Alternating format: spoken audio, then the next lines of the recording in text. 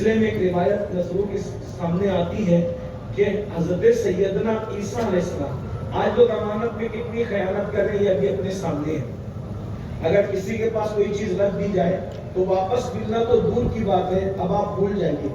قرضہ دیجئے بھول جائیے، امانت رکھیے بھول جائیے. اچھا امانت صرف چیزوں کا نام نہیں ہے. کسی کے پاس آپ کوئی بات کہیں نا، راز کی بات، تو وہ راز کی بات بھی امانت ہے. لوگ ادھر راز کی بات سن کر ادھر شور کر دیتے ہیں اور حضور فرماتے وہ منافق ہے.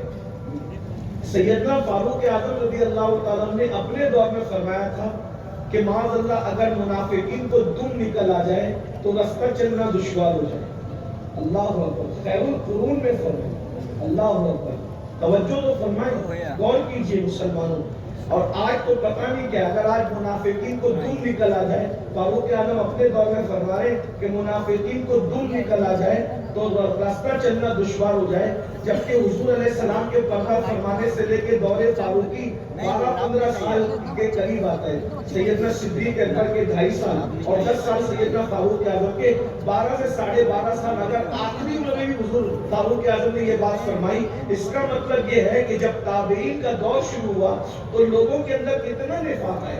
اللہ اکبر، جن کو رسول اللہ نے سنوارا تھا وہ تو سورے ہوئے تھے، ان کے اوپر تو کوئی بات ہی نہیں. لیکن جب تابعین کا دور شروع ہوا تو دور تابعین کے اندر دین کے اندر کتنی گراوٹ آئی. آپ غور تو فرمائیں. تو آج اتنی دور ہے، جسے خیر القرون کہتے ہیں، اس دور کا یہ حال ہے. تو آج تو معاذ اللہ شر القرون میں ہم زندگی گزار رہے ہیں. لوگ تو نمازیں پڑھنے کی بجائے لوگ گندی فلمیں دیکھ رہے ہیں، لوگ دودھ پڑھنے کی بجائے گالیاں دے رہے ہیں، لوگ حلال کھانے کی بجائے سود کھا رہے ہیں.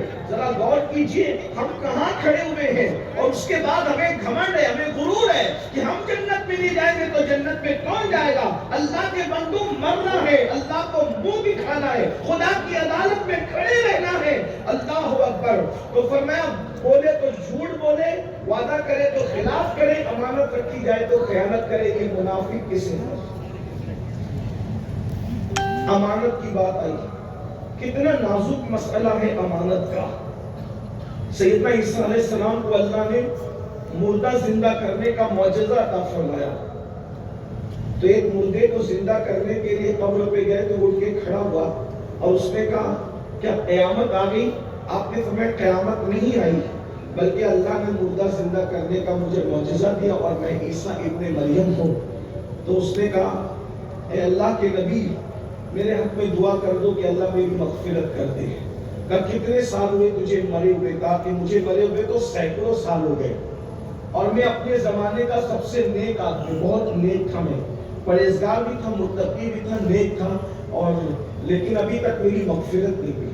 یہ جو ہم سمجھتے ہیں نا کہ ادھر گئے ادھر جنت میں داخل ہو گئے، ادھر گئے ادھر بخش دیے گئے، یقیناً یہ بہت کم لوگوں کے ساتھ ہوتا ہے. ہم لوگوں نے پتہ نہیں کون سا سبق پڑھا ہے. مایوس بھی نہیں ہونا چاہیے لیکن بہت جری بھی نہیں ہونا چاہیے. خوف اور امید کی درمیانی کیفیت کا نام ایمان ہے. آپ غور کیجئے اور عبرت حاصل کیجئے کہ کہاں کہ میں اتنا نیک انسان تھا کہ روزانہ نفل روزہ رکھتا تھا اور راتوں کو عبادت کرتا تھا، لیکن سینکڑوں سال ہو گیا ابھی تک میری مغفرت نہیں ہوئی.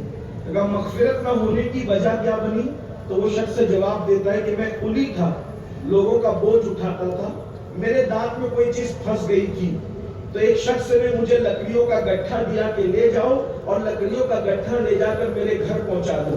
تو میں لکڑیاں سر پہ لے کر کے جب اس کے گھر جانے لگا تو میرے دانت کے اندر جو چیز پھنسی تھی بار بار زبان وہیں جا کے لگتی تھی اور میں بے چین ہوتا تھا. تو میں نے سوچا کہ دانت میں کوئی چیز پھنس گئی ہے اور لکڑیوں کا گٹھا سر پر ہے، تو میں نے لکڑیوں کے گٹھے میں سے چھوٹی سی لکڑی توڑی اور توڑنے کے بعد میں نے خلال کیا اور خلال کر کے وہ لکڑی میں نے پھینک دی. اب جب مرا ہوں تو اللہ کی طرف سے سوال ہوتا ہے یہ بتا بندے کہ تو نے اجازت کے بغیر وہ خلال کی لکڑی کیوں توڑی تھی؟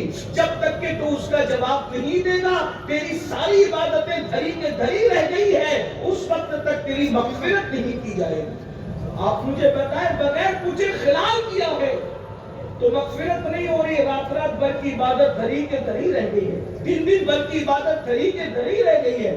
ہم تو ہڑپ کر رہے ہیں.